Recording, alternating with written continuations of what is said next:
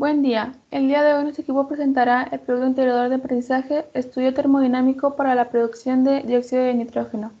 Nuestro equipo es el número 11 y está conformado por Ricardo Elizondo, Lizzy González, Mauricio Lozano y su servidora Lluvia Verdines. Siguiente, por favor.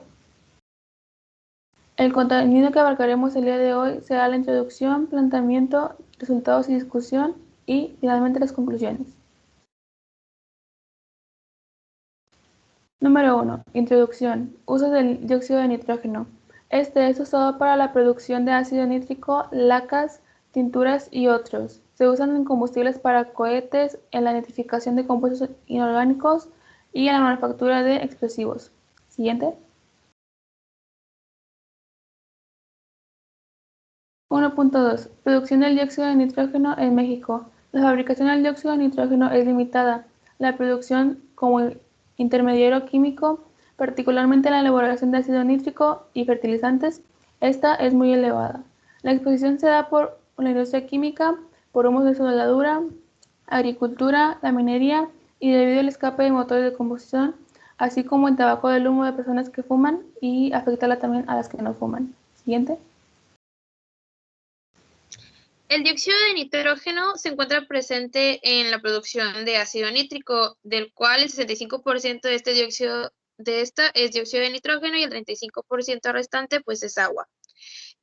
Como referencia se encontró que en México el costo del dióxido de nitrógeno oscila en un valor de 7,300 pesos por cada 58 litros, lo que significa que cada litro cuesta 128 pesos. Para producir una tonelada de ácido nítrico se necesitan 650 litros de dióxido de nitrógeno, lo cual nos da un precio de 82,810 pesos para poder producir una tonelada de ácido nítrico. Siguiente, por favor.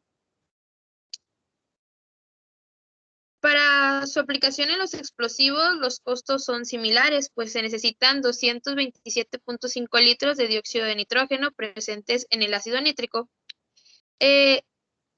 Y para esto se necesita un total de un presupuesto de 28,980 pesos. Siguiente. Yo les voy a hablar también acerca del proceso de Ostwald. El proceso de Ostwald es principalmente para la formación de ácido nítrico, aunque también sirve para producir dióxido de nitrógeno.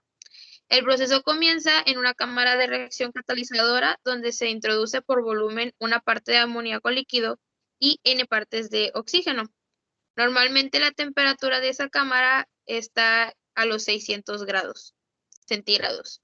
Después, el amoníaco viaja en dirección al catalizador donde es interceptado por un flujo de aire, el cual produce la oxidación del amoníaco y lo convierte en óxido nítrico. Este proceso es reversible y exotérmico.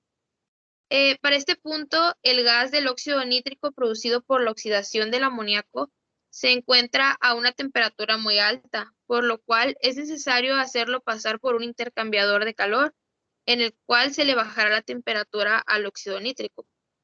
Después de enfriar, el óxido nítrico se transfiere a la otra torre oxidante, donde se oxidará generando el dióxido de nitrógeno.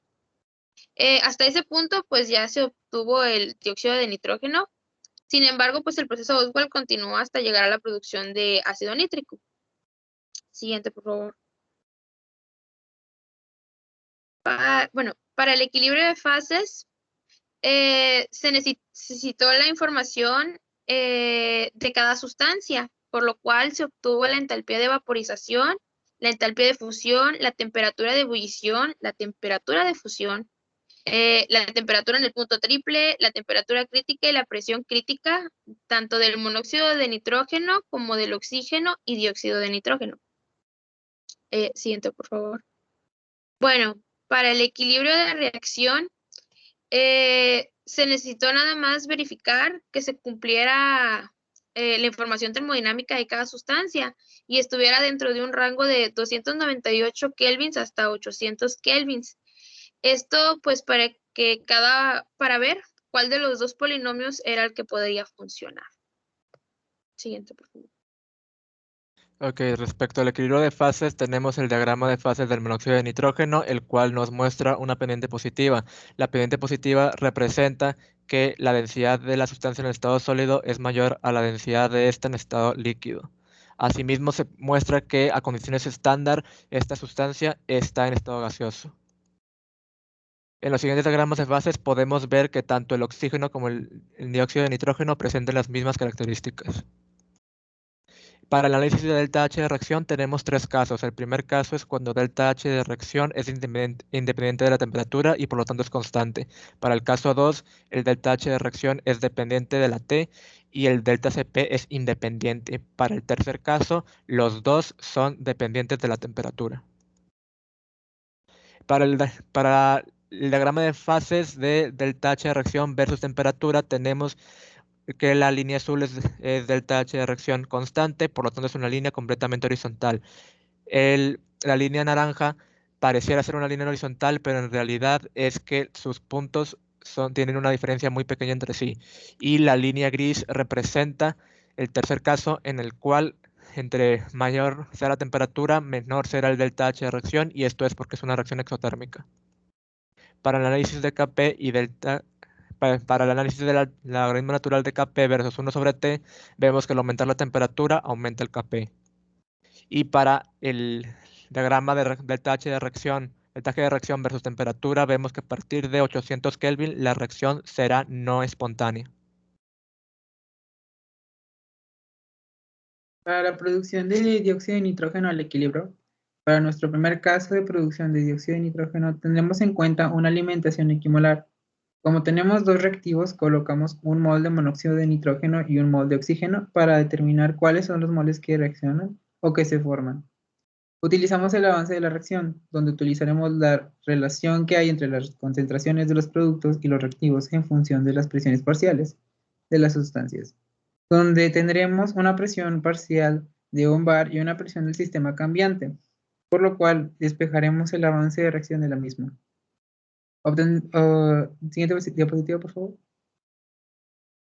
Obtendremos la siguiente gráfica donde el eje X representa la temperatura, el eje Y representa el grado de avance de la reacción y por último el eje Z representa la presión del sistema. Podemos observar que al incrementar la temperatura, el valor de grado de avance de la reacción disminuye, mientras que al aumentar la presión, el valor de grado de avance aumenta. Siguiente, por favor. Para nuestro segundo caso, tomemos en cuenta una alimentación estequiométrica donde cambiarán los moles iniciales y obtendremos el avance de la reacción de la misma manera que el caso anterior. Siguiente diapositiva, por favor. Como podemos notar en la figura 8, el eje X representa la temperatura, el eje Y representa los moles de los productos de dióxido de carbono, de nitrógeno, y el eje Z representa las presiones del sistema. Tenemos que conforme disminuye la temperatura y aumenta la presión, la cantidad de moles de dióxido de nitrógeno producido aumenta. Siguiente diapositiva, por favor. Para la figura 9, tenemos la misma nomenclatura de X, Y y Z, y es posible notar que conforme aumenta la temperatura y disminuye la presión, se disminuye la cantidad de dióxido de nitrógeno producido.